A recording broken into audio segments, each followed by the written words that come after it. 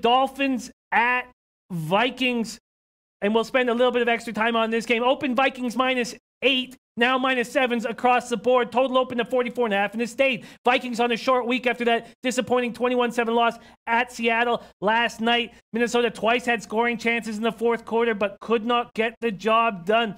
The Viking secondary held Wilson, one of the worst passing games of his career, but Seattle's ground game ate them up. Seattle finished with 214 yards rushing, 90 from Carson. Minnesota fell to 0-6 when allowing its opponents to run for at least 100 yards. Seattle had 136 yards rushing in the first half. Now the Vikings have done things about that. They fired John DeFilippo, fired the offensive coordinator on Tuesday, brought up Kevin Stefanski, who, as we're told, was someone that Shermer tried to bring with him when he went to the Giants.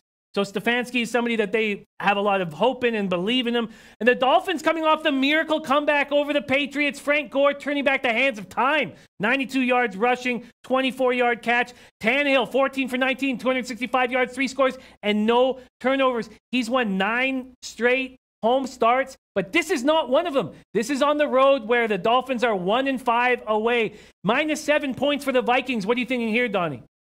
Yeah, you know what? It's interesting because when you have usually a emotional high, you're due for a letdown. But there's a certain different occasion when you're looking at, that we finally beat our, arch enemies. But this is something that the Miami Dolphins have done quite a bit over the years, is beat the New England Patriots and beating them in a game that they probably thought they were going to lose at the end. I think they can ride that streak here in the Minnesota, because now you're looking at the Miami Dolphins with a legitimate shot, technically, to get into the playoffs or make a run at that 6th seed, which they're every bit into it with the Ravens out there, with the Indianapolis Colts. So there's a lot of teams vying for that same sub. Tennessee Titans in that mix as well. And the one thing I hate to get in front of, because you had Monday Night Football. So again, we talk about a little bit of a short week for Minnesota. Minnesota should be much better at home. They're going to play in their own environment. I still think the Minnesota Vikings are going to get into the playoffs just by default. I don't think Carolina Panthers are going to be able to beat, the New Orleans Saints twice. I don't think the Philadelphia Eagles this Sunday night are going to be able to beat the Los Angeles Rams, and maybe not even beat the Houston Texans. So I think by default, the Vikings are going to get that 6th seed. So I think this is one of those leveling weeks. They fire their offensive coordinator. They bring up the quarterback coach, which is going to have some new ideas, which usually elevates the room, because there had to have been something wrong there. When you talked about the Cleveland Browns, where they get rid of Hugh Jackson, sometimes you're taking away, it's addition by subtraction. Say, let's remove the problem from the room, even if it isn't a problem, but it's perceived to be a problem. Let's get some clear thoughts. Hey, guys, look, we just lost this football game. It's still a clean slate. We're still first place here. Not first place, excuse me. We're still in the running here in first for the 6th place in the wild card position to make the playoffs. Let's see what we can do. So it's one of those weeks where you say, you know what? I think Minnesota's going to win this football game, but Miami's going to be game.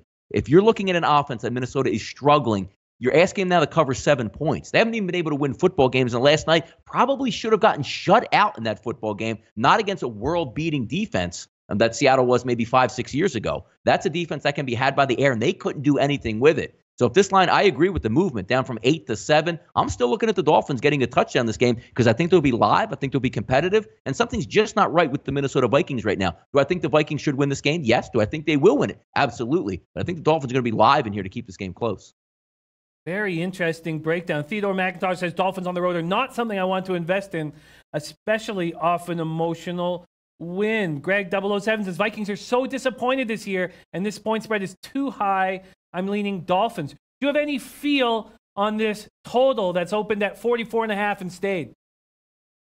Not too much on feel. I mean, look, the way the Miami Dolphins have been playing, I mean, you probably would lean, as long as Tannehill's healthy in this game with his ankle, they're probably going to be able to put up some yards. But it's a tough one, because you're asking Minnesota right now that just because they fired their offensive coordinator, all of a sudden find an offense.